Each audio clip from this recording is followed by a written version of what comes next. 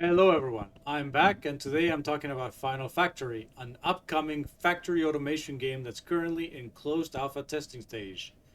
Thankfully the developer allows for the footage of the game to be posted so I am able to share my thoughts with you. I have now spent around 12 hours playing the game, which is enough to give you an initial general overview of the game, as well as my impressions thus far. If you enjoy watching this type of content, please leave me a like and subscribe to the channel for future videos. This game is set in space, and the idea is that you are an AI whose entire purpose is to spread out throughout the universe. The end game is reached when you can craft a black hole gate that allows you to expand beyond the current known universe, if I understand correctly. Like in many other factory games, this is a game where you play as a distinct character and can only affect the immediate area around that character. You are able to look around the revealed map freely, and you can see in real time what your factory is doing, regardless of where your character is, by using the in-game map feature. Because this is set in space, there is basically no terrain to worry about, so your factory layout is almost entirely up to you. The only constraint is the placement of any of the buildings that you've already made, and you can't place things on top of resource nodes, such as asteroids. The game starts you out with being able to mine silicon, iron, and aluminum from asteroids. You can then build basic materials from those minerals, and then intermediate products, as well as the final end product. Mining is unusual in that it's done via mining drones that decay over time. Therefore, in order to automate mining, you also have to automate the creation of the mining drones. The game does a good job of handling the routing of these drones to where they are needed, provided you are making enough of them. You can even store a number of them inside giant shipyards in order to maintain a set of ships that can be used for both expansion and maintenance of the current activities. Mining nodes are finite in that the amount of resource per node is finite, but there is plenty of them. And the game gives you options on how you can approach the exploitation of these resources. In general, there's two approaches. You can either build mobile bases, where you move everything to the new resources once the old ones expire. Or you can opt to only have a movable mining fleet, and you then transport everything to a central hub. Or possibly you've come up with some hybrid way of doing things. So far in my playtime, I have found 3 types of research material: asteroid research, planetary research, and stellar research. Each one of these requires its own set of research drones that will hover over celestial bodies and scan them, gathering their own type of research points. The manufacture of these drones gets more complex as you progress through the game, and the game does a good job of generally easing you into these more complex manufacturing chains.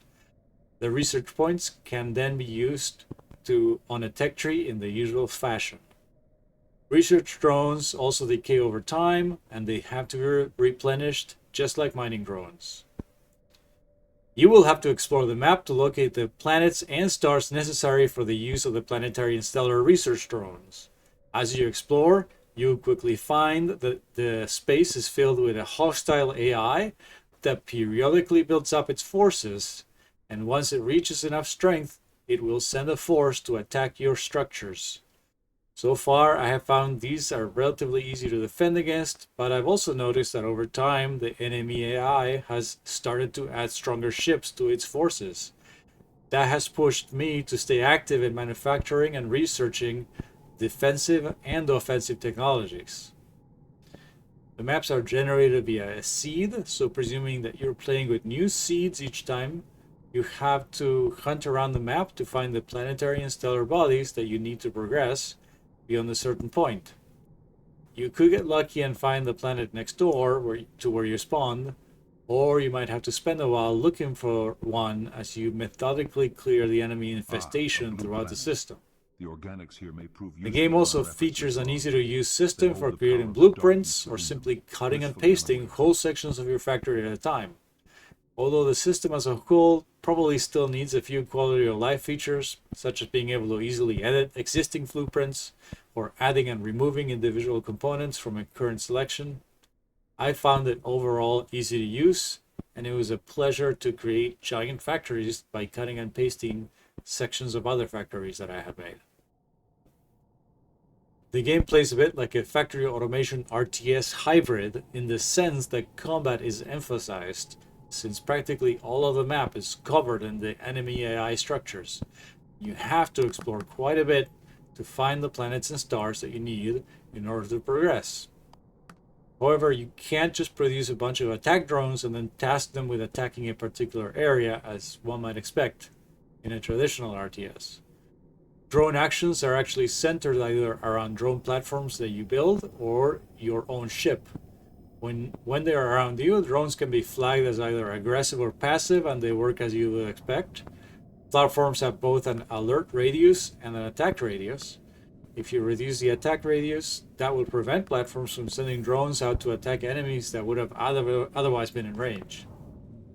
You can combine these platforms with thrusters,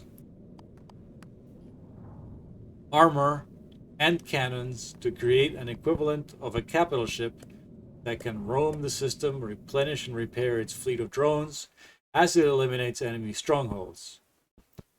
The game also already supports the Steam Workshop, and a number of mods are already available. The developer is very active in their Discord, regularly posts game updates on YouTube, and generally appears to be quite invested in the game, which is likely a good sign for the game's future.